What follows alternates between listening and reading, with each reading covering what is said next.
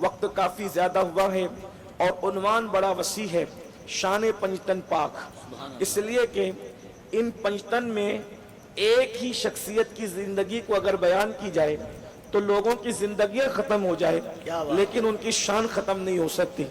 ایک ہی ذات کو اگر بیان کیا جائے اور اس میں آپ نے پنجتن پاک 5 تن بیان کرنے ہیں، لیکن اللہ کی توفیق سے میں دعا کروں گا کہ اللہ رب العزت جو ہے وہ مجھے توفیق دے کہ میں آپ کے سامنے پنجتن پاک کی شان بیان کر سکوں، وقت میں برکت ہو۔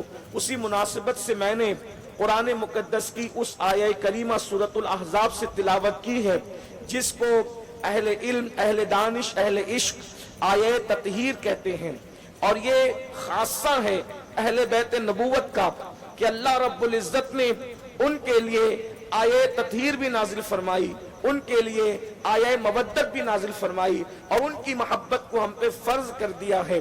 میرے پیارے آقا صلی اللہ علیہ وآلہ وسلم کے پیارے دیوانوں، یہ پنجتن کسے کہتے ہیں؟ پہلی بات تو آپ یاد رکھیں، اللہ اکبر، محبتوں کا معیار کیا ہے اور محبتوں کے اصول کیا ہے، اور پھر ساتھ یہ کہ جب تک محبتیں نہ ہو اس وقت تک کہ ایمان کا تصور نہیں ہو سکتا۔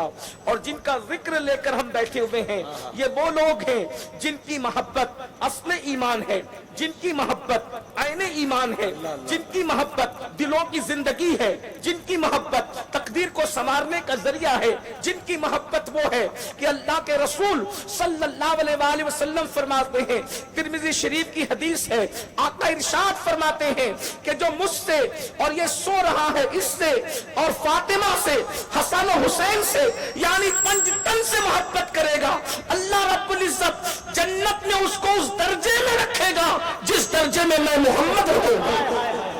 اندازہ فرمائے جنت کے جس درجے میں مصطفیٰ جان رحمت ہوں گے، آقا فرماتے ہیں پنجتن سے محبت کرنے والے، مفہوم حدیث ہے پنجتن سے محبت کرنے والے۔ یہ پنجتن کون ہے؟ ایک تن ہے محمد الرسول اللہ کا، ایک تن ہے علی مرتضیٰ کا، ایک تن ہے فاطمہ الزہرا کا، ایک تن ہے حسن مصطفیٰ کا، ایک تن ہے حسین شہید کربلا کا۔ جو ان سے محبت کرے گا آقا فرماتے ہیں کہ وہ جنت میں میرے ساتھ ہوگا، جنت میں میرے درجے میں ہوگا۔ اہل بیت سے محبت پر اگر کوئی اور صلہ نہ بھی دیا جاتا تو یہ کیا کم ہے کہ اللہ نے مصطفیٰ جان رحمت کا جنت میں پروس ہوگا۔ سبحان اللہ، کتنی بڑی بات ہے، کتنا عظیم معاملہ ہے۔ ان کی شان کیا ہے؟ اس میں پہلا تن محمد الرسول اللہ کا، پہلی ذات مصطفیٰ جان رحمت صلی اللہ علیہ وآلہ وسلم کی۔ ہم اہل سنت کا عقیدہ یہ ہے حضور جیسا نہ کوئی تھا، نہ ہے، نہ ہو سکتا ہے۔ حضور علیہ السلام کی شان کوئی کیا بیان کرے؟ میرے امام کہتے ہیں سرور کہوں کہ مالکو مولا کہوں تجھے، سرور کہوں کہ مالکو مولا کہوں تجھے، باغ خلیل کا گل زیبا کہوں تجھے۔ روناہی والوں اور گرد و نواح سے آنے والوں، میں ہر 2 جملے پہ یہ نہیں کہہ سکتا کہ بولو سبحان اللہ، میں تو آپ کے عشق پہ چھوڑتا ہوں کہ آپ حضور کا ذکر سن کر بھی چپ رہتے یا بولتے ہیں۔ ارے یہ تو وہ ذکر ہے جس پر کنکر بھی بول پاتے ہیں۔ ہاں لیکن آدھی رات ہو جائے تو سنی تھکتا نہیں ہے، آدھی رات ہو جائے اس لیے کہ یہ وہ ذکر ہے جو تھکن اتار دیتا ہے۔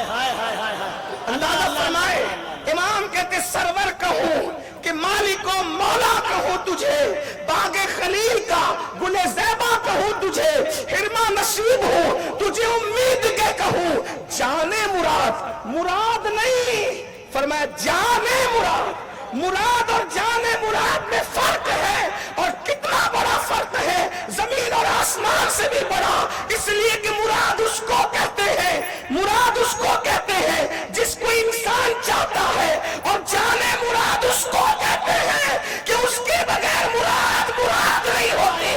میرے امام کہتے ہیں جانے مراد ساری مرادوں کی جان ہے، اللہ اکبر، ساری مرادوں کی جان، جانے مراد۔ تمنا کہوں تجھے، اللہ نے تیرے جسم میں منور کتابشیں، اللہ نے تیرے جسم میں منور کتابشیں، اے جانے جا میں جانے تجلا کہوں تجھے، اور کہتے تیرے تو وصف عیب تناہی سے ہے بری، حیران ہوں میرے شاہ میں کیا کیا کہوں تجھے۔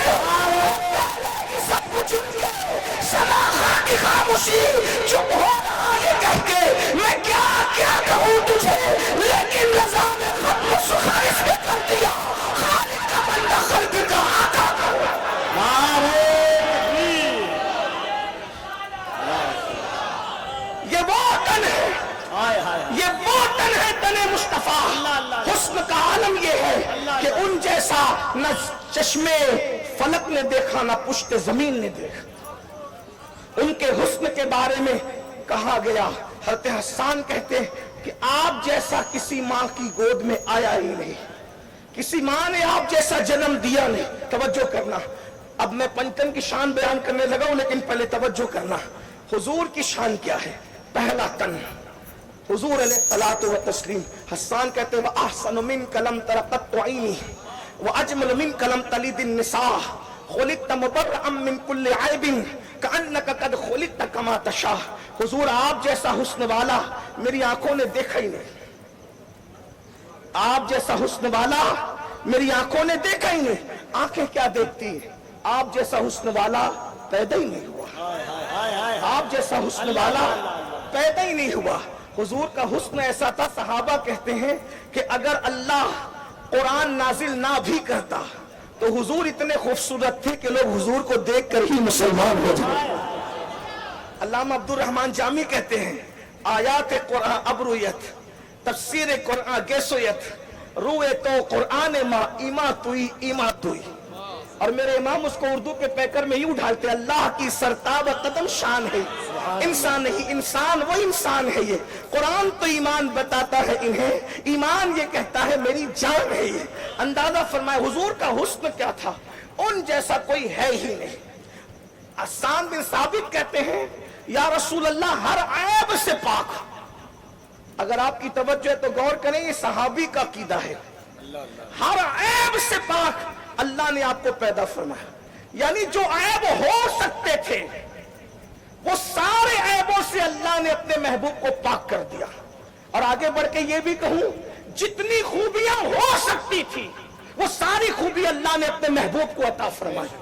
حضور اکرم صلی اللہ علیہ وسلم کی شان ہر عیب سے پاک اور ہر خوبی کا جامع کون ہے؟ ذات رسالت ماں محمد الرسول اللہ کی ذات ہے. اور کہتے ہیں کأنک قد خلقت کما تشاء، گویا کہ صحابی رسول نعت بھی کہہ رہے ہیں لیکن احتیاط کا دامن کیا ہے.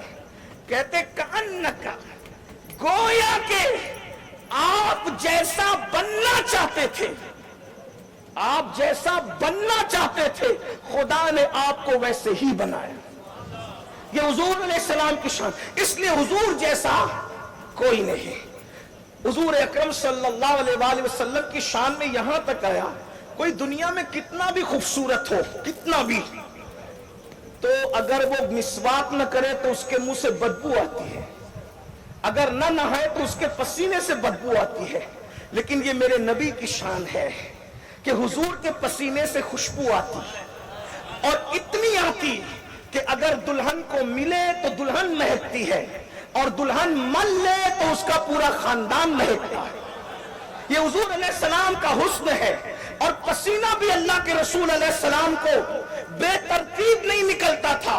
جیسے کہ کتنا بھی خوبصورت آدمی پسینے میں شرابور ہو تو بے ترتیب پسینہ نکلتا ہے، کبھی ادھر سے کبھی ادھر سے. صحابہ کہتے ہیں حضور کو پسینہ بھی نکلتا تھا تو پیشانی پر ایسے جمتا تھا جیسے کسی نے چاندی کی پلیٹ پر سونی کے موتے ٹاک دیے. یہ حضور علیہ السلام کی شان ہے. اللہ کے رسول علیہ السلام